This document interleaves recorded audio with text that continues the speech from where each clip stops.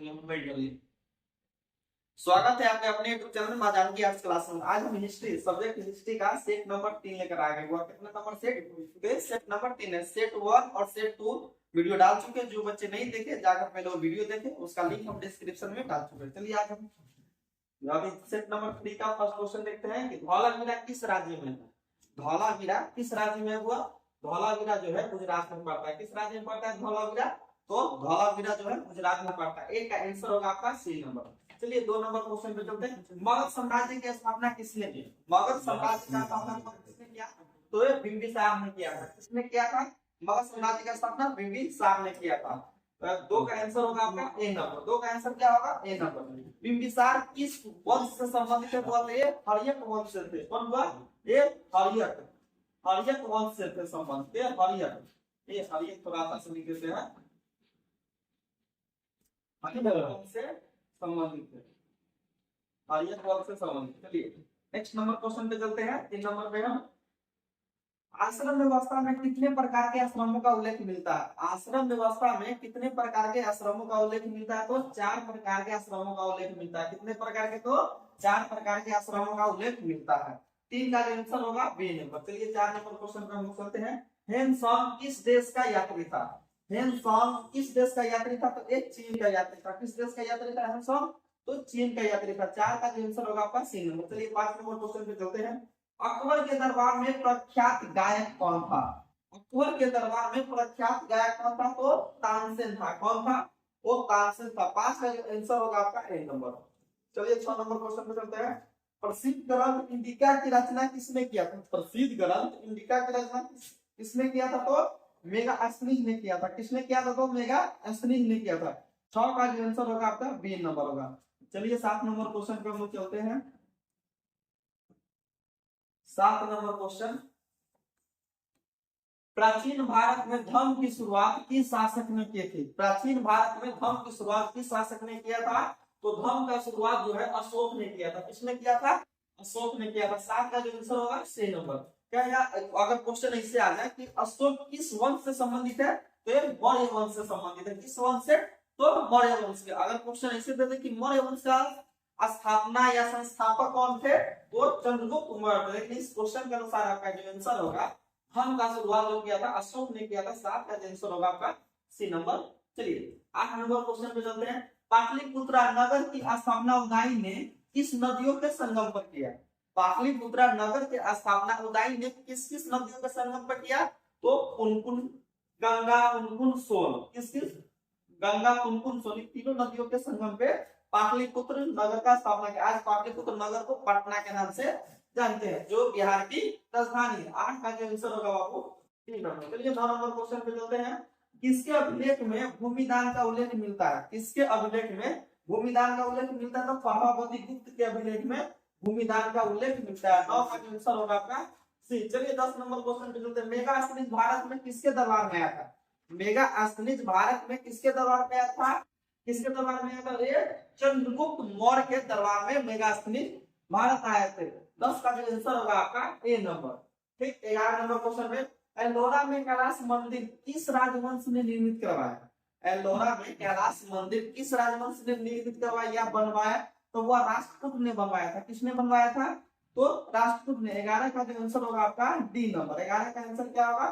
चलिए 12 number question पे चलते हैं। महाभारत युद्ध कितने दिनों तक चला?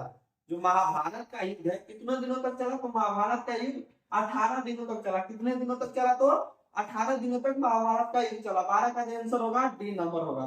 क्या पुराणों की संख्या कितनी है? पुराणों की संख्या कितनी है? तो 18 है। वेद कितने हैं? तो 4 है।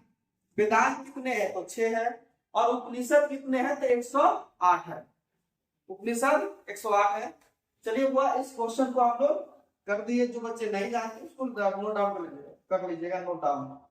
13 नंबर क्वेश्चन पे हम चलते हैं। 13 नंबर,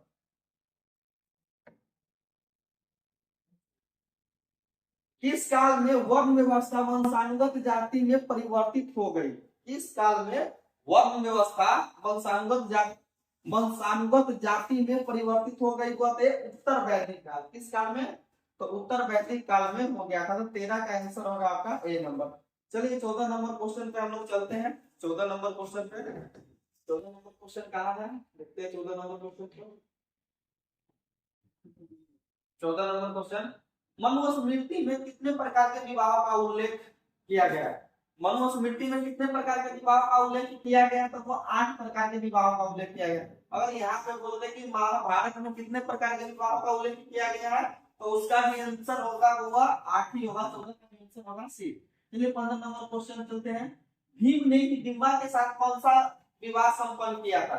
भीम ने हिडिंबा के साथ कौन सा विवाह संपन्न किया था? वह एक गंधर्व विवाह संपन्न किया था। कौन सा विवाह? गंधर्व विवाह। गंधर्व विवाह को प्रेम विवाह भी कहते हैं। 15 का आंसर होगा आपका बी नंबर होगा। एक दूसरे से आकर्षित होकर विवाह करता है, उस विवाह को गंधर्व विवाह कहते हैं या प्रेम विवाह कहते हैं। चलिए 16 का आंसर होगा, 16 क्वेश्चन, 16 नंबर क्वेश्चन, प्रथम बौद्ध संगति कहाँ हुआ? प्रथम बौद्ध संगति कहाँ हुआ था? तो राजगीर में हुआ था। कहाँ पे हुआ था? प्रथम बौद्ध संगति राजगीर में हुआ था। प्रथम बौद्ध संगति कहाँ पे हुआ था?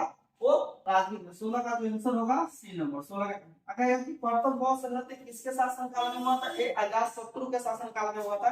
अजातशत्रु किस वंश से संबंधित है?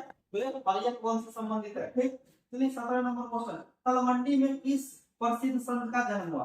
तलवंडी में किस प्रसिद्ध का जन्म हुआ? तो तलवंडी में गुरु नानक का जन्म हुआ था। किसका जन्म हुआ था?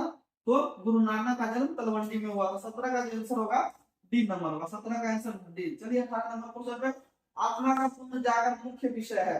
आत्मा का पूर्ण जन्म, आत्मा का पूर्ण जन्म मुख्य विषय है, तो वह क्या है? तो कौशितकी उपनिषद का। तो वह क्या आंसर होगा? कौशितकी उपनिषद का इसका आंसर होगा बी नंबर होगा, या पूर्ण जन्म है। चलिए 18 का आंसर होगा आपका बी नंबर। चलिए 19 नंबर क्वेश्चन पे चलते हैं। बुद्ध के उपदेशों का संकलन, संकलन क्या कहलाता है? बुद्ध के उपदेशों का संकलन क्या कहलाते हैं? और इसका जो आंसर होगा सुत्त पिटक बुद्ध के उपदेशों का संकलन कहलाता है। चलिए आपका 19 का जो आंसर होगा बी नंबर होगा। 20 नंबर क्वेश्चन पे हम चलते हैं। 20 नंबर, सांची मध्य प्रदेश के किस जिले में? सांची मध्य प्रदेश के किस जिले में? तो रायसेन जिले में सांची पड़ता है। किस जिले में? मध्य प्रदेश जो है एक राज्य है, उस राज्य में एक जिला है रायसेन, वहां पे सांची का स्तूप पड़ता है, वहां पे स्तूप है। 20 का जो आंसर होगा आपका बी नंबर। अब चलिए 21 नंबर क्वेश्चन, कालिदास, भवभूति, सुबंधु एवं बाणभट्ट आदि किस धर्म के अनुयायी थे? वो वैष्णव धर्म के अनुयायी थे। किस धर्म के अनुयायी थे? ये वैष्णव धर्म के। तो इसका आंसर होगा सी नंबर। चलिए 22 नंबर क्वेश्चन, बौद्ध धर्म में अशोक ने कितने स्तूप बनवाए थे? तो 84,000 स्तूप। कितने स्तूप? तो 84,000 स्तूप बनाए थे। 22 का जो आंसर होगा डी नंबर। 22 का आंसर डी। चलिए 23 नंबर, तहकीक ए हिंद किसकी यात्रा वृत्तांत है? तो अल बर्नी की तहकीक ए हिंद किसकी है? वह तो अल बर्नी की है। आपका 23 का आंसर होगा ए नंबर। चलिए 24 नंबर क्वेश्चन पे, गुप्त काल में कौन सी चीनी यात्री भारत आया? गुप्त काल में कौन सी चीनी यात्री भारत आया? तो वो एक फैयान भारत आया थे। कौन? तो फैयान भारत आया थे। चलिए 25 नंबर क्वेश्चन को देखते हैं हम लोग। 25 नंबर क्वेश्चन, फ्रांसवा बर्नियर जिस देश से भारत आया था उसका नाम क्या था? नाम है फ्रांसवा, तो हुआ फ्रांस। कहाँ के? फ्रांस। 25 का आंसर होगा बी। चलिए 26 नंबर क्वेश्चन, भारत की डाक व्यवस्था का वर्णन अपनी यात्रा वृत्तांत में कौन किया था? हुआ तो इब्न बतूता। कौन किया था? इब्न बतूता किया था। 26 का आंसर होगा आपका बी। चलिए 27 नंबर क्वेश्चन, कैप्टन हॉकिंस किस मुगल शासक के दरबार में आया था? कैप्टन हॉकिंस किस मुगल शासक के दरबार में? जहांगीर के दरबार में। किस मुगल शासक के दरबार में? जहांगीर के दरबार में। 27 का आंसर होगा डी। 28 नंबर है कि गुरु नानक का संबंध किस धर्म से है? गुरु नानक का संबंध किस धर्म से है? तो गुरु नानक जो है सिख धर्म से संबंधित है। किस धर्म से संबंधित है गुरु नानक? तो सिख धर्म से संबंधित है। गुरु नानक का संबंध किस धर्म से? वो तो सिख धर्म से। गुरु नानक का जन्म स्थान क्या है? तो तलवंडी में। बहुत डीवीआई क्वेश्चन है। 28 का आंसर होगा ए नंबर। 28 का आंसर क्या होगा? चलिए 19 नंबर, सलीम चिश्ती की दरगाह कहाँ अवस्थित है? सलीम चिश्ती की दरगाह कहाँ अवस्थित? तो आगरा में है। कहाँ पे? आगरा में। 29 का आंसर होगा ए नंबर। चलिए 30 नंबर क्वेश्चन पे चलते हैं। अंडाल की सही परिचय, अंडाल की सही परिचय क्या है? वह अलवार स्त्री थी। क्या हुआ? वो अलवार स्त्री थी। चलिए आपका 30 का जो आंसर होगा ए नंबर होगा। क्या होगा? ए नंबर होगा। चलिए आपका 30 का जो आंसर होगा ए नंबर। 31 नंबर क्वेश्चन, विष्णु को अपना पति कौन मानती थी? तो अंडाल। विष्णु को अपना पति कौन मानती थी? तो अंडाल मानती थी विष्णु को अपना पति। 31 का आंसर होगा आपका बी नंबर। 32 नंबर क्वेश्चन पे, काशी में किस प्रसिद्ध संत का जन्म हुआ था? तो वल्लभाचार्य का जन्म काशी में हुआ था। कहाँ पे? तो वल्लभाचार्य का जन्म काशी में हुआ था। 32 का आंसर होगा आपका। चलिए 33 नंबर क्वेश्चन पे, सुल्तान उल हिंद किसे कहा गया? सुल्तान उल हिंद किसे कहा गया? तो ख्वाजा मोइनुद्दीन चिश्ती को सुल्तान उल हिंद कहा गया, ख्वाजा मोइनुद्दीन चिश्ती को। 33 का आंसर होगा आपका ए नंबर। चलिए 34 नंबर क्वेश्चन, फतेहपुर सीकरी को राजधानी किसने बनाया? फतेहपुर सीकरी को राजधानी किसने बनाया? तो अकबर ने। किसने बनाया था? तो फतेहपुर सीकरी को राजधानी अकबर ने बनाया था। 34 का आंसर होगा आपका ए। 35 नंबर क्वेश्चन पे, गोपुरम का संबंध है, गोपुरम का संबंध है मंदिर से। गोपुरम का संबंध किससे है? तो मंदिर से। 35 का आंसर होगा आपका डी नंबर। 35 का आंसर होगा आपका डी।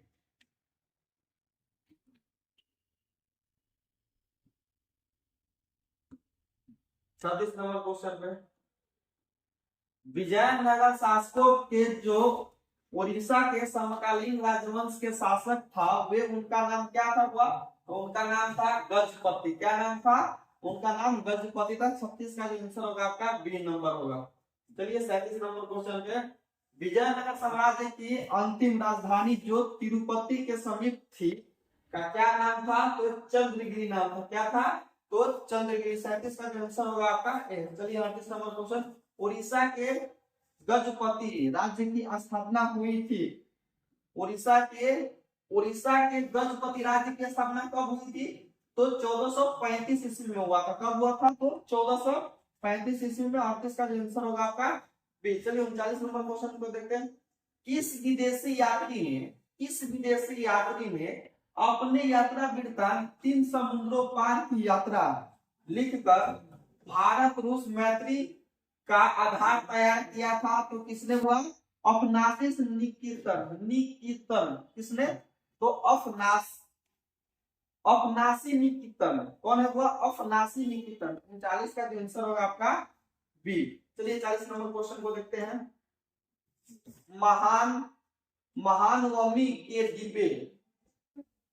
महानवमी के डिबे को किस विदेशी यात्री ने विजय का भवन की संज्ञा दिया? तो डिग्मेई पेइज। क्या है? डिग्मेई गोस पेइज। आपका 40 का आंसर होगा ए नंबर। 40 का आंसर होगा ए नंबर। चलिए 41 नंबर क्वेश्चन पे चलते हैं। 41 नंबर क्वेश्चन पे, अमुक्ति मलयाद किसने लिखी थी? अमुक्ति मलयाद किसने लिखी थी? तो कृष्णदेव राय ने लिखा था। अमुक्ति मलयाद किसने? तो कृष्णदेव राय ने। 41 का आंसर होगा आपका डी नंबर होगा। चलिए 42 नंबर, दिन ए इलाही संबंधित है।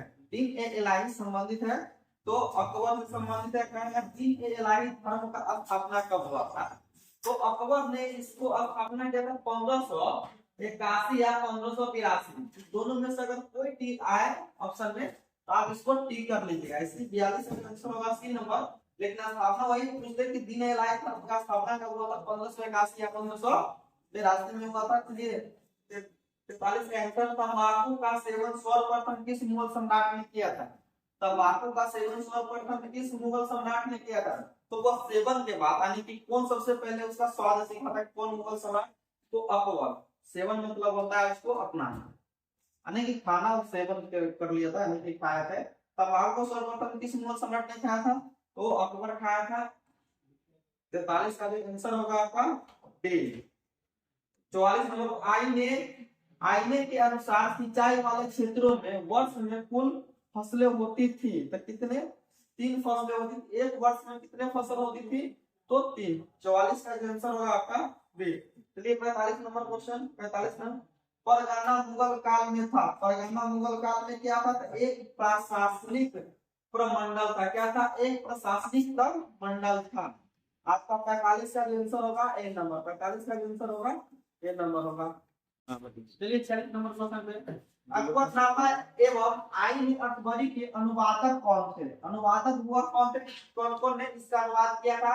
तो बेबरीज ने भी किया था, जेरेट ने भी किया था, ब्लैकमैन ने भी किया था। तो तीनों है, तो इसका आंसर होगा क्या? डी होगा। 46 का जो आंसर होगा आपका डी। चलिए 47 नंबर क्वेश्चन चलते हैं। साम्राज्यवादी इतिहासकार है, साम्राज्यवादी इतिहासकार कौन है? तो वह डब्ल्यू डब्ल्यू एच मोरलैंड। कौन हुआ? W H Moreland. 47 का जो आंसर होगा आपका बी नंबर। क्या होगा 47 का आंसर? चलिए 48 नंबर को, जितल क्या था? जितल क्या था? जितल जो था सिक्का था। क्या था? जितल जो है सिक्का है। आपका 48 का जो आंसर है सी नंबर। 49 नंबर क्वेश्चन, निम्नलिखित में कौन मुगल बादशाह आलमगीर के नाम से जाना जाता है? निम्नलिखित में कौन मुगल बादशाह आलमगीर के नाम से जाना जाता है? तो आलमगीर के नाम से औरंगजेब जाना जाता था। कौन? तो आलमगीर के नाम से औरंगजेब जाना जाता था। आपका 49 का जो आंसर होगा आपका सी। चलिए 50 नंबर क्वेश्चन पे, निम्नलिखित इतिहासकारों में कौन अकबर का समकालीन था? निम्नलिखित इतिहासकारों में कौन अकबर का समकालीन था? तो बदायूनी। कौन था? तो बदायूनी था जो अकबर के समकालीन थे। ठीक, 50 का जो आंसर होगा आपका बी। 51 नंबर क्वेश्चन, मुगल सम्राट में सामान्यतः महानतम सम्राट माना जाता है। कि मुगल सम्राट में सामान्यतः समानतम सम्राट कौन माना जाता है? तो ये माना जलालुद्दीन अकबर माना जाता है। कौन हुआ? तो जलालुद्दीन अकबर। अकबर का पूरा नाम अगर पूछ दे कि अकबर का पूरा नाम क्या है, तो जलालुद्दीन अकबर है। 51 का जो आंसर होगा आपका ए होगा। 51 का आंसर ए। चलिए 12 नंबर क्वेश्चन पे चलते हैं। 52 नंबर, सुलह कुल का अर्थ है, सुलह कुल का अर्थ है तो पूर्ण सार्वभौमिक शांति। क्या? सुलह कुल का मतलब होता है सार्वभौमिक शांति या पूर्ण सार्वभौमिक शांति। ठीक, आपका जो आंसर होगा 52 का आंसर होगा बी नंबर। 53 नंबर क्वेश्चन, मुगलकालीन चित्रकला किसके काल में चरमोत्कर्ष पर पहुंची? मुगलकालीन चित्रकला किसके काल में चरमोत्कर्ष पर पहुंची? तो वह क्या बात दे रहा है कि चित्रकला, जब भी चित्रकला की बात है तो उस समय होगा जहांगीर, या स्थापत्य कला की बात आए तब होगा शाहजहां। लेकिन यहाँ पे क्या है? चित्रकला, तो इसका आंसर होगा जहांगीर होगा। 53 का जो आंसर होगा वो क्या? जहांगीर चित्रकला। गुलमंद बेगम ने इसके आग्रह पर हिमायतनामा लिखा। गुलमंद बेगम कौन थी और किसके आग्रह पर हिमायतनामा लिखा? तो अकबर के कहने पर हिमायतनामा लिखा। किनके कहने पर? अकबर के कहने पर। गुलमंद बेगम अकबर की कौन थी? अकबर की बुआ थी और हुमायूं की बहन थी। ठीक, तो 54 का जो आंसर होगा ए। क्या कि अपने भाई के जो इतिहास है उसमें अपना क्या लिख दिया? हिमायूंनामा, हुमायूं के अनुसार हिमायूंनामा लिख दिया। क्या चलते हैं, दारा एवं शाहजहां के पास आगरा में रहती थी। दारा एवं शाहजहां के पास आगरा में बुआ कौन रहती थी? तो जहां। कौन? तो जहां। 55 का आंसर होगा आपका ए। चलिए 56 नंबर क्वेश्चन पे चलते हैं हम लोग। भारत में सुलह कुल की नीति का प्रतिपादन किसने किया था? तो अकबर ने किया था। भारत में सुलह कुल की नीति का प्रतिपादन किसने किया था? तो अकबर ने किया था। आपका 56 का जो आंसर होगा आपका बी नंबर। क्या होगा 56 का?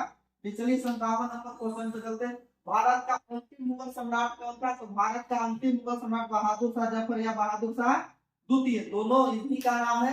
अगर बहादुर शाह द्वितीय भी दे दे फिर भी टिक लगा लेंगे, या बहादुर शाह जफर भी दे दे फिर भी टिक। दोनों नाम इन्हीं का है। 57 का आंसर होगा आपका डी नंबर। चलिए 58 नंबर क्वेश्चन, अस्थायी बंदोबस्त जुड़ा है। अस्थायी बंदोबस्त किससे जुड़ा है? तो अस्थायी बंदोबस्त है लॉर्ड कर्नवालिस से जुड़ा हुआ है। किनसे? तो लॉर्ड कर्नवालिस से अस्थायी बंदोबस्त जुड़ा हुआ है। सॉरी 58 का आंसर होगा आपका सी। 58 का आंसर क्या होगा? सी होगा। चलिए 59 नंबर क्वेश्चन पे चलते हैं हम लोग। 59, कंपनी काल में अक्सर शक्तिशाली जमींदार के लिए जो शब्द प्रयोग किया जाता था वो शब्द कौन था? तो वो राजा शब्द था। कौन शब्द था? वो राजा शब्द था। ठीक, आपका आंसर का आंसर होगा बी। 60 नंबर क्वेश्चन, महाराजा मेहताब चंद्र का जीवन काल था। महाराजा मेहताब चंद का जीवन काल कितना था? उनका जीवन काल जो था 1820 से 1879, 1820 से 1879 का। आपका 60 का आंसर होगा एक नंबर। 61 नंबर क्वेश्चन, बंगाल और बिहार में अस्थायी बंदोबस्त शुरू करने का श्रेय किससे जाता है? तो लॉर्ड कॉर्नवालिस को जाता है। किससे? लॉर्ड कॉर्नवालिस हो जाता है। 61 का आंसर होगा आपका ए। 65 नंबर क्वेश्चन पे चलते हैं। किस रिपोर्ट का संबंध भारत में ईस्ट इंडिया कंपनी के क्रियाकलापों से है? तो 5वीं रिपोर्ट का संबंध है। किसका? कौन सी रिपोर्ट का है? वो तो 5वीं रिपोर्ट का संबंध है। 62 का आंसर होगा आपका सी। चलिए 63 नंबर पे, दक्कन दंगा आयोग कब हुआ? दक्कन दंगा आयोग कब हुआ था? 1875 में दक्कन दंगा आयोग हुआ था। और 63 का जो आंसर होगा आपका ए। चलिए 64 नंबर क्वेश्चन को हम देखेंगे। व्याप्त का सिद्धांत का संबंध था। व्याप्त का सिद्धांत का संबंध था किससे? डलहौजी साहब। व्याप्त का मतलब होता है खरस्वती होता है वही। 64 का जो आंसर होगा आपका बी नंबर होगा। चलिए 65 नंबर क्वेश्चन, 1857 के विद्रोह का कानपुर में नेतृत्व किसने किया था? जो 1857 के विद्रोह का नेतृत्व कानपुर से किसने किया था? तो नाना साहेब कानपुर से इसका नेतृत्व किए थे। आपका 65 का आंसर होगा भी। अगर पूछ दे कि पटना से नेतृत्व किसने किया था? तो पीर अली ने किया था। पटना से नेतृत्व पीर अली ने, और पूरे भारत का नेतृत्व किसने किया था? तो बहादुर शाह जफर ने किया था। ठीक है। और यही पूछ दे कि अगर बिहार से किसने नेतृत्व किया था? तो ये बाबूवीर कुंवर सिंह ने किया था। जो बच्चे नहीं जानते और नोट कर लीजिएगा, बहुत मोस्ट बीबीआई है। 7 तारीख को आना ही संभव, अब आना ही है। मेरठ छावनी में सिपाहियों ने कब विद्रोह किया कर दिया? मेरठ छावनी में सिपाहियों ने कब विद्रोह कर दिया था? 10 मई 1857 को कर दिया था। 10 मई 1857 को कर दिया। 66 का आंसर होगा आपका ये। चलिए 67 नंबर क्वेश्चन में, फिरंगी किस भाषा का शब्द है? फिरंगी किस भाषा का शब्द है? तो ये फारसी भाषा का शब्द है। किस भाषा का शब्द है फिरंगी? तो फारसी भाषा का। 67 का आंसर होगा आपका एक नंबर होगा। चलिए 68 नंबर क्वेश्चन पे चलते हैं। 1857 की क्रांति के दौरान सागर एवं आसपास के क्षेत्रों में किसने अंग्रेजों को परेशान किया था? तो किसने किया था? तो इनमें से सभी किए थे। कौन कौन? मदन सिंह भी किए थे, बोधन धावा किए थे, बख्तवली किए थे। तो इनका आंसर होगा इनमें से सभी। इनका आंसर होगा वो इनमें से सभी होगा। 68 का आंसर होगा डी नंबर। चलिए 69 नंबर क्वेश्चन को देखते हैं। क्रांति के दमन के बाद कौन क्रांतिकारी नेता नेपाल गया? तो कौन कौन? नाना साहब और बेगम हजरत महल गए थे। तो एक भी क्या होगा इसका आंसर? तो जब दोनों गए तो ये भी दोनों आंसर होगा आपका। 69 का जो आंसर होगा आपका सी। चलिए 70 नंबर क्वेश्चन पे चलते हैं हम लोग। 70 नंबर क्वेश्चन क्या है? 1857 के क्रांति के प्रमुख नेता बहादुर शाह जफर को हडसन ने कहां से गिरफ्तार किया था? तो ये हुमायूं के मकबरा दिल्ली से गिरफ्तार किया था। कहां से? दिल्ली में हुमायूं का मकबरा, वहां से गिरफ्तार करके इसे बर्मा की रंगून जेलों में बंद कर दिया गया। रंगून कहाँ पड़ता है? तो बर्मा में पड़ता है। आपका 70 का आंसर होगा ए। 71 नंबर क्वेश्चन, किस महिला ने तारा उज्जैन ग्वालियर आदि में 1838 से 1863 ईस्वी तक अंग्रेजों के विरुद्ध षड्यंत्र किया था? तो किसने? महारानी बैजाबाई सिंधिया ने। कौन? महारानी बैजाबाई सिंधिया ने अंग्रेजों को 1838 से लेकर 1863 तक परेशान किया था। 71 का आंसर होगा आपका बी। चलिए 72 नंबर क्वेश्चन, 1857 के विद्रोह को किसने प्रथम स्वतंत्र संग्राम कहा? तो किसने कहा था? तो बीडी सावरकर ने इसको कहा था। ठीक, 72 का आंसर होगा आपका ए। चलिए 73 नंबर क्वेश्चन, भारत की राजधानी कोलकाता से दिल्ली स्थानांतरित कब हुई? तो है 1911। क्या होगा? 1911 होगा। 73 का आंसर होगा आपका सी। चलिए 72 नंबर क्वेश्चन, भारत में जिस वर्ष के उपरांत 10वीं जनगणना वर्ष शुरू हुआ कौन था? तो रेगुलर जो जनगणना हुआ था 1881 में हुआ था। आपका 74 का आंसर होगा सी। और क्या कहा कि प्रथम बार जनगणना कब हुआ था? 1800 कब हुआ? 1872 में प्रथम बार। और रेगुलर नियमित रूप से 10 साल के बाद कब होने लगा था? 1881। लेकिन कोरोना के चलते हम लोग का जनगणना 2011 से 21 में होना था, और जनगणना नहीं हो पाया था, वो लेट हो गया। ठीक, अभी जनगणना 30 में पूरा हुआ, लेकिन अभी डेटा को अभी नहीं किया गया है। अभी 70 number question, Victoria terminal Victoria terminus, Victoria terminus किस शैली की इमारत है? तो विक्टोरिया टर्मिनस किस शैली की उदाहरण है? तो नव गॉथिक शैली, किस शैली की? तो नव गॉथिक शैली। 75 का आंसर होगा आपका। चलिए 76 नंबर क्वेश्चन होता है, गेटवे ऑफ इंडिया किस शैली का उदाहरण है? गेटवे ऑफ इंडिया किस शैली का उदाहरण है? तो इंडो सार्सिक शैली। किस शैली? तो इंडो सार्सिक शैली है। चलिए 76 का आंसर होगा सी। चलिए 77 number question, my experiment with truth किसकी आत्मकथा है? माय एक्सपेरिमेंट विद ट्रूथ किसकी आत्मकथा है? तो ये महात्मा गांधी जी की है। किसकी है? तो महात्मा गांधी जी के। 77 का जो आंसर होगा आपका सी। चलिए 78 नंबर क्वेश्चन पे चलते हैं, गांधी इरविन समझौता कब हुआ था? गांधी इरविन समझौता कब हुआ था? तो 1931 में। कब हुआ था? तो गांधी इरविन समझौता 1931 में हुआ था। और इस समझौते के बाद गांधी जी द्वितीय गोलमेज सम्मेलन में भाग लिए थे, लेकिन उससे असंतुष्ट होकर गोलमेज सम्मेलन को बीच में से छोड़कर आ जाते हैं और पुनः से सविनय आंदोलन को शुरुआत करते हैं। 78 का आंसर होगा आपका बी। चलिए 79 नंबर क्वेश्चन, महात्मा गांधी द्वारा शुरू किया गया पहला जन आंदोलन कौन हुआ? पहला जन आंदोलन, तो पहला जो जन आंदोलन जो है, पहला जो जन आंदोलन नील आंदोलन, पहला जो जन आंदोलन है वो है नील आंदोलन। इस क्वेश्चन को आप लोग देख लीजिएगा, 79 नंबर क्वेश्चन में नील आंदोलन नहीं, इसका आंसर होना चाहिए ये होगा पहला जन आंदोलन की बात करें तो अभी राष्ट्रव्यापी, राष्ट्रव्यापी अगर ये होना चाहिए आपका असहयोग आंदोलन होना चाहिए। क्या इसमें इसका जो आंसर होगा, सॉरी आपका 79 का आंसर होगा जन आंदोलन या राष्ट्रव्यापी आंदोलन कौन था? तो असहयोग आंदोलन, इसका आंसर होगा बी नंबर। चलिए 80 नंबर क्वेश्चन को चलते हैं कि गांधी जी ने असहयोग आंदोलन किस वर्ष आरंभ किया था? तो 1920 में। किस वर्ष? असहयोग आंदोलन तो 1920 में। 80 का आंसर होगा आपका ए नंबर। 81 नंबर क्वेश्चन, 1920 ईस्वी में कौन सा आंदोलन हुआ था? तो 1920 में असहयोग आंदोलन हुआ था। कौन सा आंदोलन? तो असहयोग आंदोलन हुआ था। 81 का आंसर होगा आपका बी नंबर होगा। चलिए नेक्स्ट चलते हैं, नेक्स्ट क्वेश्चन अच्छा इसी जगह है। चलिए 82 नंबर क्वेश्चन पे चलते हैं, पुना समझौता कब हुआ था? तो 1932 में हुआ था। पुना समझौता कब हुआ था? तो 1932 में पुना समझौता हुआ था। 82 का जो आंसर होगा आपका ए नंबर होगा। 82 का आंसर होगा ए नंबर। पुना समझौता 1932 में किनके बीच हुआ था? तो गांधी जी और अंबेडकर जी के बीच हुआ था। इसे पुना पैक्ट भी कहते हैं। क्या कहते हैं? पुना पैक्ट कब हुआ था? तो 1932 में। 82 का जो आंसर होगा आपका ए नंबर। चलिए 83 नंबर क्वेश्चन पे हम चलते हैं। 83 नंबर क्वेश्चन क्या है,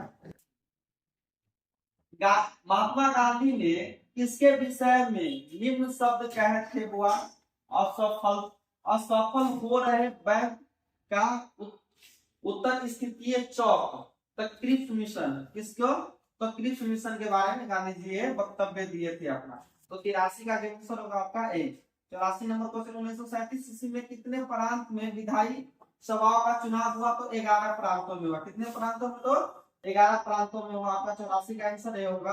85 नंबर क्वेश्चन, महात्मा गांधी ने पहली किसान आंदोलन कहाँ किया? तो चंपारण में किया था। पहली किसान आंदोलन तो चंपारण में किए थे। 85 का आंसर होगा आपका बी। चलिए 86 नंबर क्वेश्चन, चौरी चौरा कांड कब हुआ था? तो 5 फरवरी 1922 को हुआ था। कहाँ हुआ था? तो उत्तर प्रदेश के गोरखपुर जिले में हुआ था। कहाँ? उत्तर प्रदेश के गोरखपुर जिले में। 86 का जो आंसर होगा आपका। चलिए 87 नंबर क्वेश्चन चलते हैं, नमक कानून किसने तोड़ा? नमक कानून किसने तोड़ा? तो नमक कानून जो महात्मा गांधी ने तोड़े थे। किसने? तो नमक कानून महात्मा गांधी के द्वारा तोड़ा गया था। 87 का आंसर होगा आपका। चलिए 88 नंबर क्वेश्चन, शहीद ए आजम किसे कहा जाता है? शहीद ए आजम किसे कहा जाता है? तो सरदार भगत सिंह को शहीद ए आजम कहा जाता है। किसे? सरदार भगत सिंह को शहीद ए आजम कहा जाता है। 88 का आंसर होगा आपका बी नंबर। चलिए 89 नंबर क्वेश्चन पे चलते हैं, कांग्रेस और मुस्लिम लीग में लखनऊ समझौता कब हुआ था? तो दिसंबर 1916 में। दिसंबर 1916 में कांग्रेस और मुस्लिम लीग के बीच लखनऊ समझौता हुआ था। आपका जो आंसर होगा 89 का आंसर होगा आपका बी नंबर। ठीक,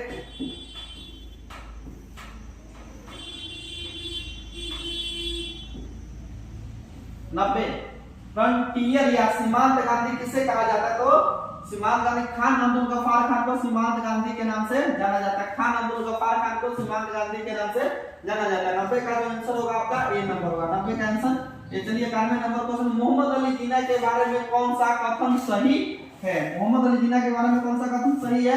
तो होम रूल लीग आंदोलन का समर्थन किए थे, सही है। असहयोग आंदोलन का विरोध किया था, ये भी सही है। बेबेल योजना अस्वीकार की, हाँ ये भी सही है। क्या तीनों कथन इनके द्वारा दिया गया जो है सही है। अब ऑप्शन के अनुसार जो इसका आंसर होगा आपका डी नंबर होगा। कितने नंबर? डी। चलिए आपका 92 यानी 92 नंबर, सुभाष चंद्र बोस ने कहां पर आजाद हिंद फौज का स्थापना किया था? तो कहां पे? सिंगापुर में किया था। कहां पे? तो सिंगापुर में। 92 का जो आंसर होगा आपका डी नंबर होगा। 92 का आंसर क्या होगा? हुआ डी नंबर। चलिए 93 नंबर क्वेश्चन, सुभाष चंद्र बोस ने हिंदुस्तान की अस्थायी सरकार की स्थापना की घोषणा सिंगापुर के कैलो हॉल में कब किया था? तो 2 अक्टूबर 1943 को। कब?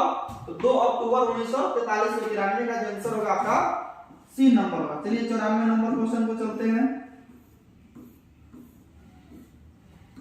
94 नंबर क्वेश्चन पे चलते हैं। 15 अगस्त 1947 ईस्वी को जब भारत स्वतंत्र हुआ उस समय ब्रिटेन में किस पार्टी की सरकार थी?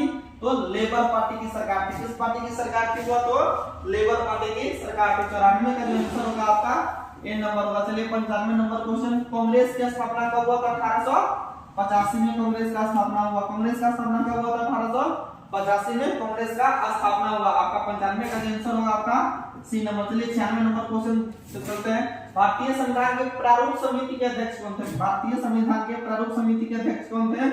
तो डॉक्टर भीमराव अंबेडकर थे। कौन थे? तो डॉक्टर भीमराव अंबेडकर थे। 96 का जो आंसर होगा आपका डी नंबर होगा। क्या? 96 का जो आंसर होगा आपका डी नंबर। चलिए 97 नंबर क्वेश्चन पे चलते हैं। संविधान सभा के अध्यक्ष कौन थे? तो संविधान सभा के अध्यक्ष डॉक्टर राजेंद्र प्रसाद थे। कौन थे?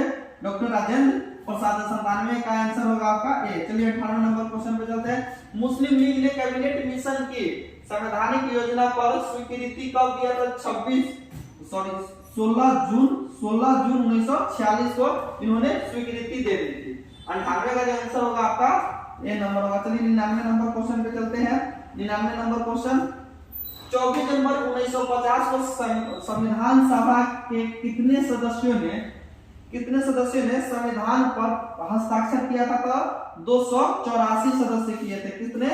तो 284 सदस्य उस समय मौजूद थे। उन्होंने संविधान सभा पे क्या किए थे? हस्ताक्षर किए थे। हस्ताक्षर मतलब सिग्नेचर। 99 का आंसर होगा सी। चलिए 100 कैबिनेट मिशन के सदस्य थे। तो कैबिनेट मिशन के सदस्य पैट्रिक लॉरेंस भी थे, एबी अलेक्जेंडर भी थे, सर स्कॉट क्रिप्स भी थे। और तो इसका आंसर होगा वो क्या? इनमें से सभी। आपका 100 का जो आंसर होगा डी नंबर। तो जो बच्चे अभी तक मेरे चैनल को सब्सक्राइब नहीं किए हैं और चैनल को सब्सक्राइब कर ले।